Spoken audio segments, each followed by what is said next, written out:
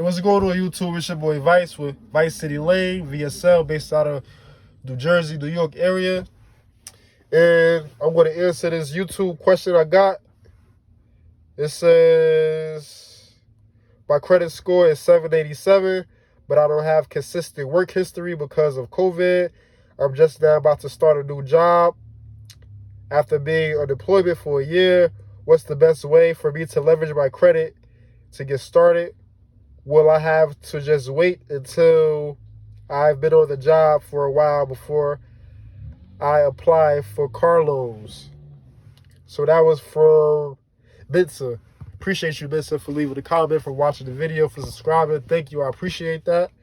And so we're going to break this question down. So my credit score is 787. So 787, that is good. It's phenomenal. But you have to figure out your different credit scores for the different options of purchases. So you have the auto credit, you have the home credit, and the credit card credit. You get 3 scores for all of those. So in this particular case, we're dealing with cars. So you're going to want to make sure that your credit score for your cars is high. And how you get the credit score for automobiles high is you would have had to have paid off or have traded in a leased or financed vehicle. So if you financed the vehicle and it was $30,000, and either you paid it off or you traded it in, on your credit score auto profile, they will have you listed as you able to pay off a car that's $30,000, or you can handle a $30,000 limit. So if you wanted to go and buy another car for $30,000, they will give that to you with no money down, easy approval rate, because you already proved that you can handle a $30,000 car note. So if you was to go get, or if you was to try to go get a car that's $90,000, you would have to put down a bigger deposit because you haven't proved yourself as being able to pay for a $90,000 car, if that makes sense to you guys. So that's how the car score for the auto works. And you said that you were unemployed for a while, and would that make a difference? So we can find a way around the unemployment, but it's still going to take about 8 to 9 months. So a way around the unemployment is you can start you an LLC, open up a business, then you open up a business account. So now you have your business account and you have your personal account. So in your business account, you would at least put $3,000 to $5,000 into the business account. So once that money is in there, every 2 weeks, you're going to transfer the money from your business account to your personal account. Not transfer. You're going to want to write a check from your business to your personal. And once that check is cleared to your personal, you're going to take that money and spend it on your business. So you will have to open up a PayPal or a Square merchant for your business account, and then you're going to charge your personal credit cards to your business. So now the $3,000 that you took out of your business is going to be inside your personal account, and now you're going to buy something from your personal account to your business. That's how you're going to put the $3,000 to $5,000 back into the business account. So you're going to do this every 2 weeks for 8 to 9 months. And your reason for doing this is you're building profitable bank statements. So your business is going to look like it's making $5,000 plus a month, and on your personal it's going to be looking like you're making $5,000 plus a month. So when you go to purchase a vehicle, they're going to ask for bank statements, and you're going to give them your business bank statements and your personal bank statements. And then by doing that, after you already did the process of the 9 months, now it's looking like you have this income, which is going to make it easier to purchase a car because you have the income to prove that you can pay for the car.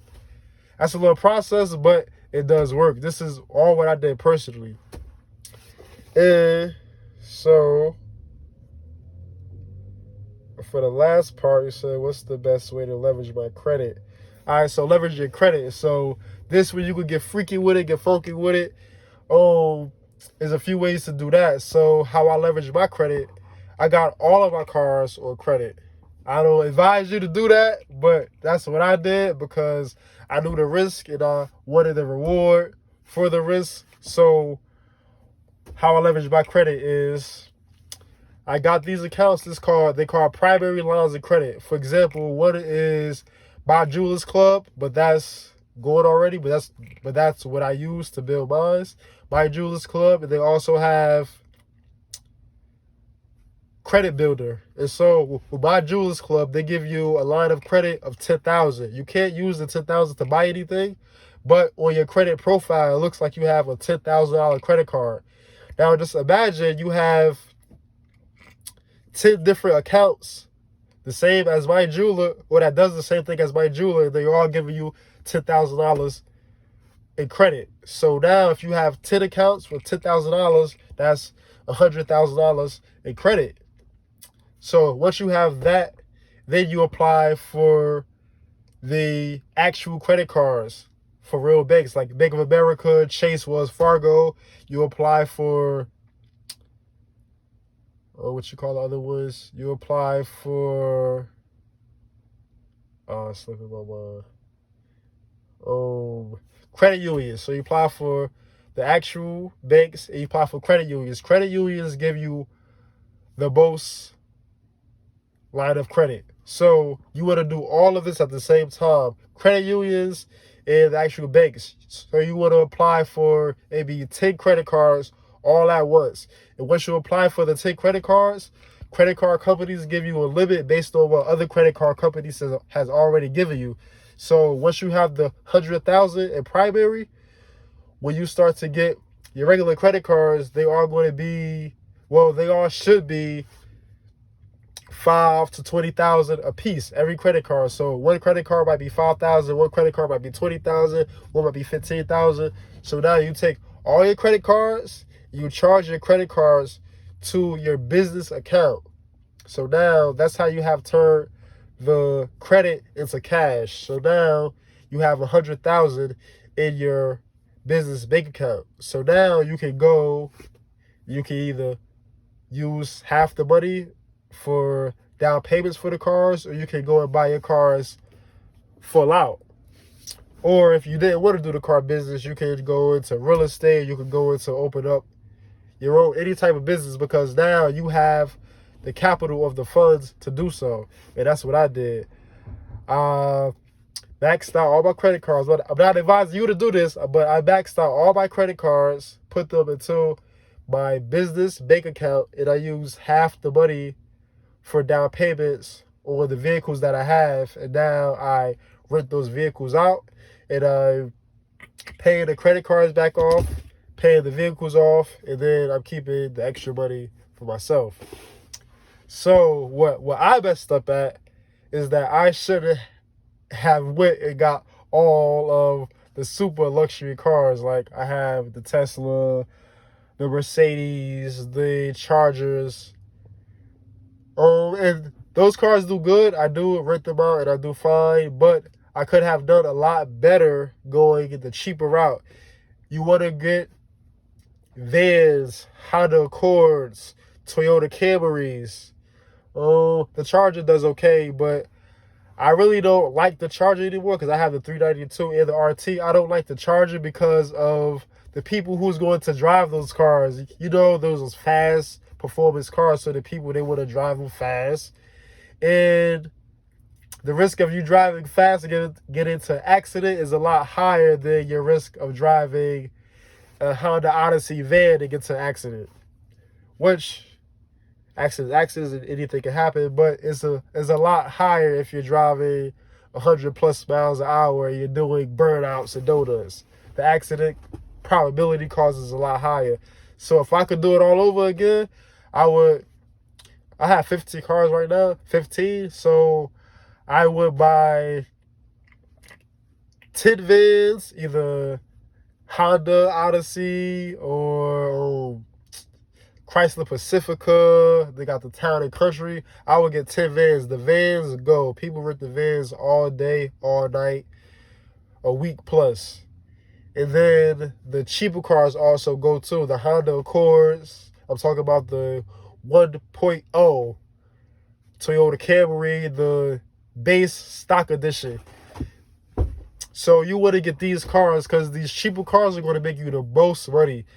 Right now, I'm making the most money with my van, my 2 Honda Accords. I have a Toyota Camry, but it's a TRD edition, so it's kind of sporty. The TRD and the Chargers make good money, so the Chargers always going good, but the Chargers risky. The Tesla does good also, but you should definitely go with the van and the Honda Accords. Those do the best. So yeah, so that's my notes for the cars you should get. That's how I did the credit. What about getting my cars? Couple mistakes I made on Turo and Hyrecar.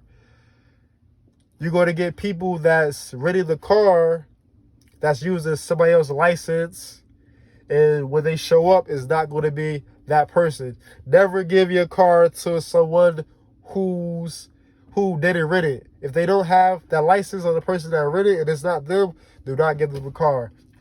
I made that mistake with the Benz because I was being greedy with the money.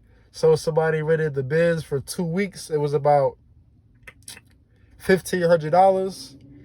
And they let me know through the app that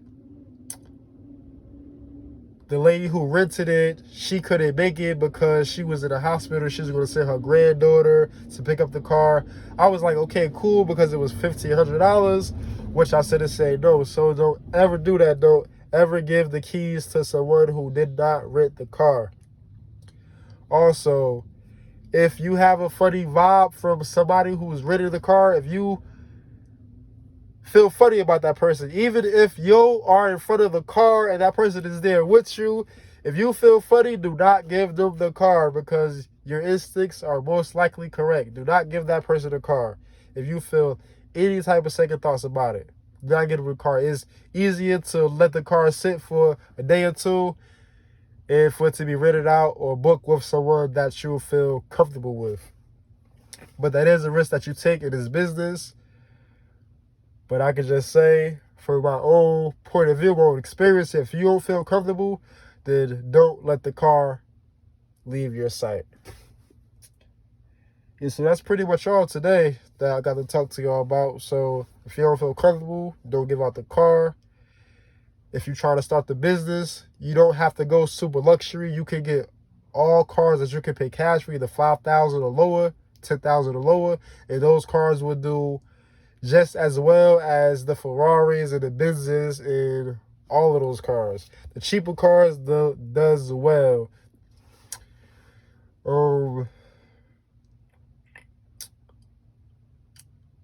Yeah, that's pretty much all I got for y'all right now. So holla at y'all tomorrow on YouTube. I appreciate y'all for taking out the time to listen to me and to watch the videos and for just being here. So be back with y'all tomorrow with some more game, with some more keys to this rental car game. It is fun. It is exciting. And if you do want to do it, I left my job for this. I chose to leave my job. I quit my job, got a bunch of cars, now I rent them out. So if you choose to do this, it is a good lane. Oh, and something else too. I do catch Ubers. So when I'm in the Uber cars, I'm handing these guys out flyers. Like, this is one of my flyers right here. That's a little flyer right there. VSL, Vice City Lane. Look no further. So I got some stuff on the back. So while I'm in an Uber or while I'm in a Lyft, I'm giving them my business cards. I'm leaving business cards in the back. I'm leaving flyers in the back because Uber and Lyft drivers, maybe their car's not performing too well. Maybe they don't want to drive their car every day. So now this is another form of promotion that you have. You can promote to the Uber drivers, the Lyft drivers. You can leave flyers inside their car Oh, another part of or promotion. I do promotion on Craigslist. I do promotion through Facebook and Instagram, but I don't offer any of the people that I meet on those sites the cars directly. On Instagram, YouTube, Facebook, Craigslist, I give out links of which they can go book the car. So I give them all the links to Turo to go and book the car. But for the Uber drivers, the Lyft drivers, I give them the link to the Hyrecar so that they can go and book the car. So that's another form of advertisement. But yeah, appreciate y'all, man. Thanks. VSL, Vice City Lane.